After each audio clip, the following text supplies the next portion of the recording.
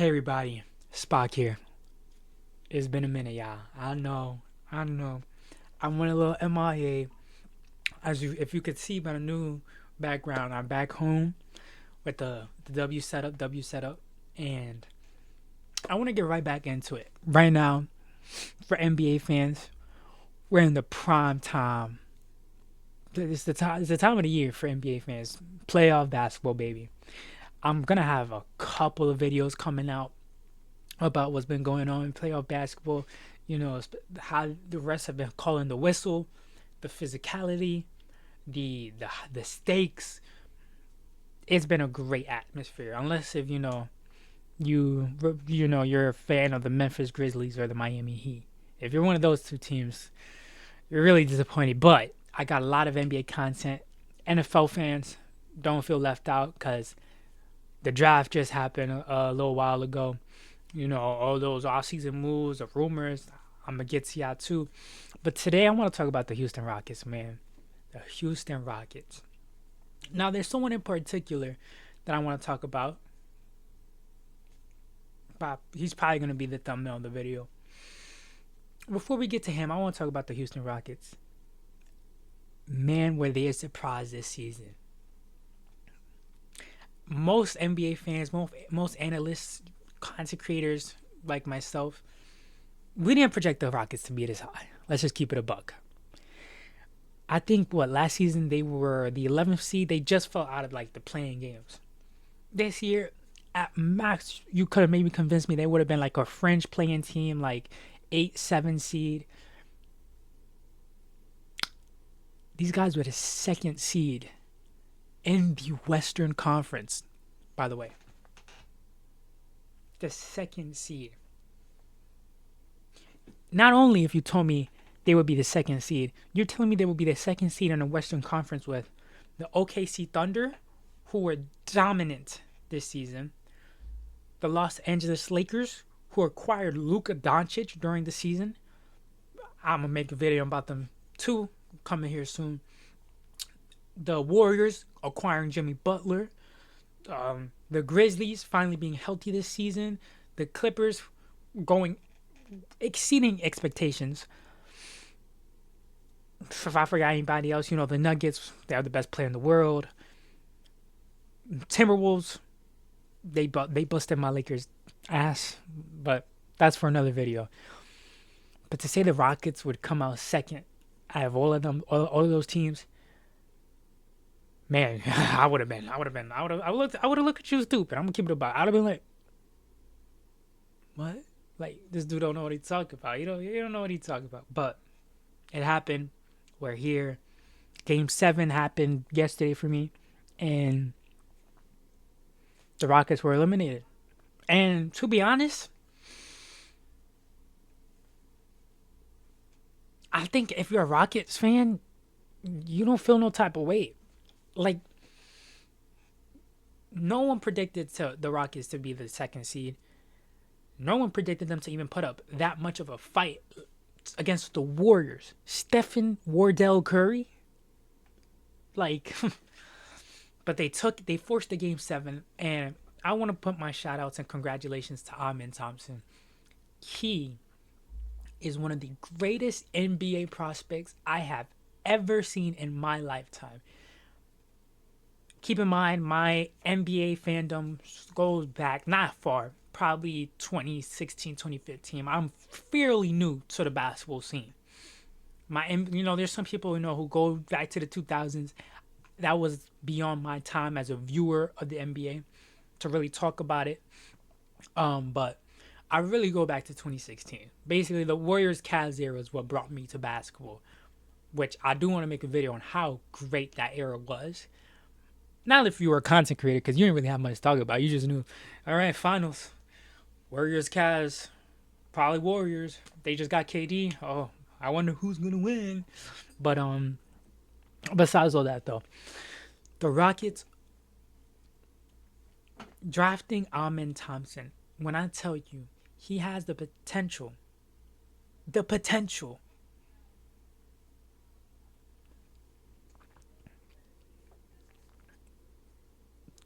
to be, very least, second best pick in his class.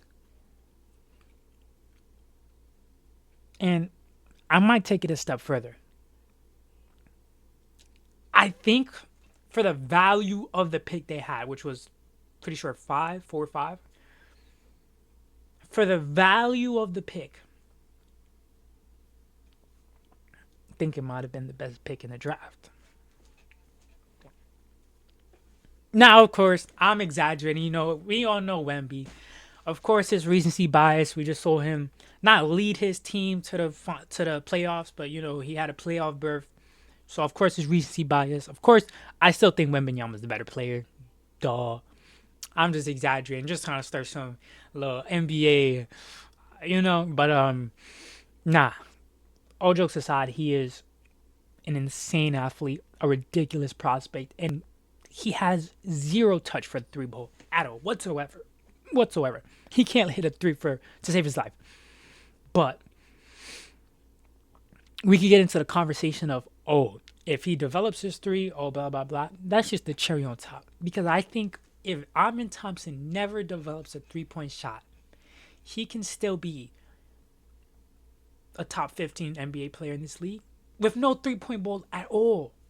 I honestly believe that his athleticism is second to none that I've seen in my NBA fandom. The only person who I think off dome has more athleticism in this league currently is his twin brother. That's about it. Amin Thompson is an insanely great defender. And he was my pick for DPOY this season. Don't get me wrong. No shade on the other finalists. No shade on Evan Mobley, who won the award. But Amin Thompson would have been my DPOY. And I'm going to tell you this right now. I will not be surprised if he does not win at least 2 of those things in his career. Now, of course, that's a lot. I'm pretty sure Kawhi only got like 2 DPOYs. I'm setting the bar high. But I am so high on Amin Thompson as a prospect. When the draft first happened, coming out the draft, I saw Brandon Miller as the second best prospect in his class. A lot of people saw Scoot. I didn't see the comparisons. They were like, this is Russell Westbrook. He's this. But I just saw Scoot who had a lot of athleticism, who's a great athlete, don't get me wrong. And similar to Amin Thompson, they're very similar to the point where they're great athletes. They can't shoot the basketball to save their life. But Amin Thompson not only is a greater athlete, he has a better frame. He is one of the best perimeter defenders in the league. And his IQ on the defensive and offensive side of the basketball is second to none. Second to none. When I tell you his defensive IQ, I've never seen something like this. I'm being hyperbolic, but man, he's just so great. He's just so great. And his offensive IQ, yes, there's better offensive-minded players when it comes to IQ, like pass IQ, things of that nature, such as Luka, LeBron, so forth. But his ability to understand and know where to place himself on the basketball court and to be effective on the offense without having, pound dribble, without having the ball in his hand or being able to be a catch and shoot threat, is insane. He still will give you 20 with 1, not dribbling the ball, and 2, not being just a catch and shoot. He'll just get to that rack, backdoor cut. And the thing is, they know what he's going to do. And they still can't stop it. For a player so young to be so effective without the basketball in his hands, when he's not even a catch and shoot threat whatsoever, let alone if he ever develops a semblance of a 3-point shot, if he's league average at 3-point shooter, as of a 3-point shooter, with at least 2 or 3 attempts, wow, he might be a serious issue. And honestly, I genuinely believe he's the best player on this team. He is the best player on this team, which we're going to get into. I feel like there's only three other possible candidates you could put in that number one spot: Freddie, Şengün, and Jalen Green. To get Freddie out the way, he's not necessarily. I don't think anybody, most people would see him as the best player on the Rockets. He is definitely a much needed player in the locker room and on the court, as you could tell, when they seem very sporadic, when they can't really get nothing going on the offense because their half court offense is abysmal. He settles the team down. He makes the plays that needs to be made, and he gets the buckets for the team. He's not necessarily I'm going to go out, give you 25, give you 30. He'll give you like 17, 6 assists. But his on the court impact, if you're watching the games, it's very noticeable. Şengün, very similar to Freddie, which with his ability to set his team up. And the thing about Şengün, he doesn't necessarily have shooters on his team. Freddie, he's a good 3-point shooter. Definitely not great. When he's hot like a flamethrower. But he's a good 3-point shooter. Nothing amazing. Then he's usually sharing the court with Amin Thompson. Not a 3-point shooter. Tari Eason, not a trusted 3-point shooter. He's usually also sharing the court with another big, Steven Adams or Jabari Smith. Both not great 3-point shooters. Jabari Smith is definitely decent, but Steven Adams is not a 3-point shooter. So not only is that creating less space in the paint, it's also, it feels like it's shrinking the court for Freddie. I mean, not Freddie, Şengün. And he's still able to operate so effectively that the only man I can think of at his position that can distribute the ball as well as that is Jokic. And Jokic has the gift of having shooters on his team. MPJ, one of the greatest shooters in the league right now, a lethal 3-point shooter. Jamal Murray, great 3-point shooter. Christian Braun, he's a good 3-point shooter. Julian Strother, I haven't checked his shooting splits as of recent, but from what I remember, he was a good 3-point shooter. Şengün doesn't have that. But he's probably their best player. But honestly, I think Amin Thompson takes that spot because of the value he provides on both sides of the basketball. He's the best defender on this team by far. By far. And offensively, I wouldn't have him any lower than 5. So I'm giving him that number one spot in my book. Maybe I'm calling it too early. I probably am. But hey. And who this video really was the reason why I wanted to make this video. Jalen Green. I have never seen a player with so much athleticism have to rely on his 3-point shooting to create an impact in the game. For how athletic Jalen Green is, if his 3 ball isn't falling, forget about it. And it's not to shit on him. He's young, if I remember correctly, 23-year-old kid. But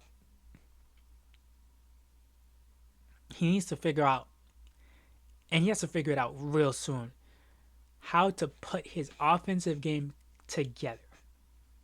He needs to know how to put his offensive game together. Because the Rockets organization, after this first round exit, they know what the issues are. They couldn't create offense.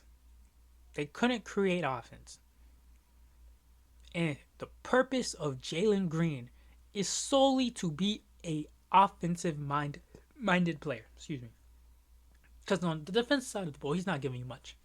Very little to none. And if he can't even give you anything substantial consistently on the offense side of the ball, I don't see his time in Houston lasting very long. Because Houston, they got to hit now. Because with the new CBA, you gotta use your assets and create a valuable team while you still have players on rookie deals or cheaper deals. Because with the new CBA, we've seen it happening to the Celtics. They're going to be too expensive. They have to tear it down. We see it. We saw it happen to the Nuggets. It's still happening. They're too expensive. They really are really constraining what they can do. We saw the Timberwolves trade Cap because of that very thing. The CBA is a killer. And the only way to effectively avoid it is to strike while the iron's hot.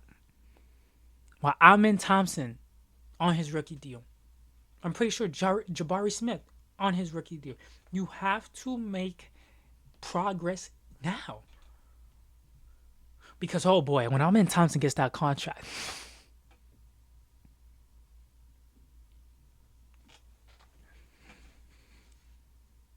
we already saw Freddie and Jalen Green. I'm sorry, not Freddie. Shingun, Jalen Green get their contracts in. I do like what the organization is doing, where they said, "Hey, we're not going to give you a max. We're just not going to." And in Jalen Green's contract, we're not going to give you fully guaranteed money, which is beautifully done from the front office. Beautifully done. Because to be quite frank, Shingun and Jalen Green aren't worth the max. They are not worth a rookie max extension, which is what every rookie gets that shows promise, and it's frustrating because not every rookie deserves to get the maximum amount of money that they can possibly have. They just don't. And I think teams need to put their foot down. If such and such player thinks, you know what, y'all don't want to give me the maximum dollar I could get, I'm leaving. All right, go.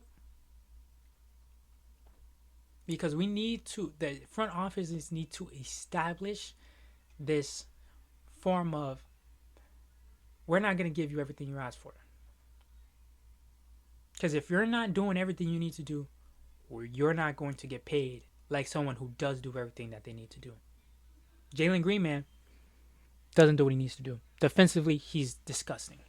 And that's okay. He doesn't have the tools, the frame, but he gives effort. He's gotten better. And that's all you can ask for. Effort is all you can ask for. But offensively, he has to do way better. And I mean way better. He had one game, I think it was game 3 or 4 of the series, where he dropped, 38? And he had to be on fire from 3 to do that. One of the games he also did, one of these games, he scored maybe 12, 14 points, if I remember correctly, but he got to the free throw line a good amount of times. And I feel like he has the ultimate flashings of an offensive-minded player. He gives me so many Kobe, Devin Bookers, those real gritty shooting guard, I'm going to get my bucket type. He gives me flashes of those players, yet unlike those players, he cannot fully put together the offense. It's like one game, he'll be electric from 3. Or the other game, his mid-range is going to be hitting. Or the other game, he's just going to be getting to the basket, getting foul called, getting to the rim constantly. But he never does this completely all together. And some games, he just loses confidence. He sees he misses the first 3 threes. He starts trying to force things. He's just trying to get up points just to look like he's putting the impact. But in all reality, he's not. You'll see his box score. 4 for 20 from the field. And then like star players who attract the defense's attention, such as the Jalen Brunson. Jalen Brunson can miss 3 shots because in his mind, oh, the next one's about to hit.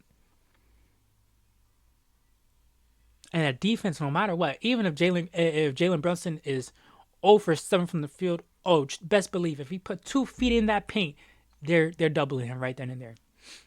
Jalen Green doesn't have that type of respect as an offensive player. And that's what he gets paid to do. So he has to develop those skills because honestly, that Kevin Durant, Devin Booker, Giannis, there's whisperings that those players are on the market. Kevin Durant 100% is. But Devin Booker, Giannis, who knows who else? And best believe Jalen Green will be the front and center package deal for that. Promise you. So he has to get together, man. Because I feel like if he's able to get his abilities together, he can be the Devin Booker that this team is looking for. I feel like he has the capabilities to do that. Offensively, his defense, There could be more to be desired, but he has the ability of having Amin Thompson on his team. And man, does this show. Man, does this show how much better this defense is when Amin Thompson is on the court. So he has to get it together, man. Because I don't know. I feel like his trajectory is that similar to D'Angelo. I feel like he's going to be a player who showed so many flashes but just never fully materialized his potential. And it'll be depressing because if he gets traded from the Rockets, I think it's downhill. He's going to be on a team. He'll drop some high stats because he's going to be the only one shooting the ball. And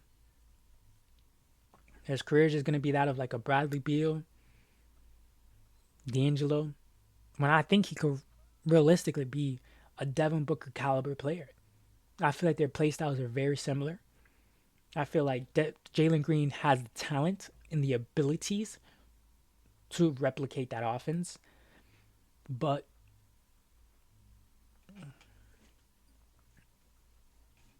he needs to put it together in his head. And I think he needs to do it immediately because this Rockets team, they're trying to find their identity, and if they can't trust Jalen Green to do his job, trust me, they'll find somebody who will. But with that being said, that's today's video. Rockets fans, you must be very happy having all these possible things you could do here. You know, you could possibly even trade for Giannis Antetokounmpo. Like, of course, my team got Luka, so it's whatever. But I'm glad you're happy. Yeah, showed a lot of players on the team showed flashes in these playoffs. Jabari Smith, a lot of people think he was underwhelming, but I think his collectiveness on the court was seen. Amin Thompson, enough said. Şengün constantly evolving, and he has still got pieces on the bench. Cam Whitmore, Reed Shepherd, Tari Eason. I got stuff, and y'all still have picks. So the future's looking bright in Houston. The future is looking bright in Houston. That being said, catch you in another video.